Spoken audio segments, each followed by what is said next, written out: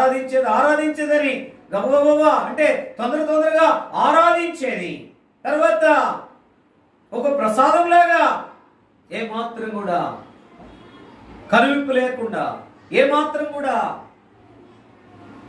నిజమైనటువంటి స్థితిలో వాళ్ళలో పాల్పంపులు పొందకుండా అలవాటుగా ఆచారంగా వాళ్ళలో పాల్పంపులు పొందే స్థితి ఎన్నోసార్లు మన జీవితంలో ఉంది.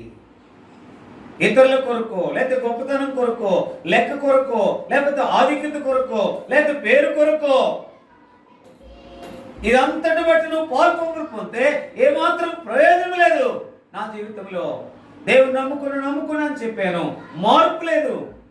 నా జీవితంలో దేవుని నమ్ముకున్నా అని చెప్పాను, మరలా అది చేసే అనుభవం ఉంది. ఒక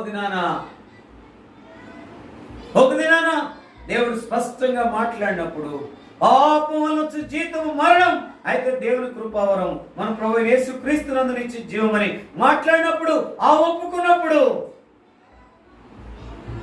ఆయన దగ్గరికి వచ్చినప్పుడు, రిపెంట్ అయినప్పుడు నిజంగా ఎంతో రిలీఫ్గా నేనున్నాను.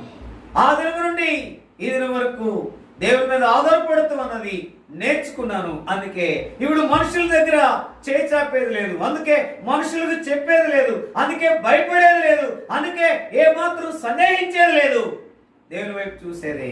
ఎప్పుడైతే మనం దేవుని దగ్గరికి వస్తామో, ఎప్పుడైతే దేవుని దగ్గర నిజంగా ఉంటామో, అంటే నిజమైనటువంటి నిజ జీవితాన్ని మనం కలిగి ఉంటామో, మనం ఎంతో ధైర్యంగా ఉండొచ్చు.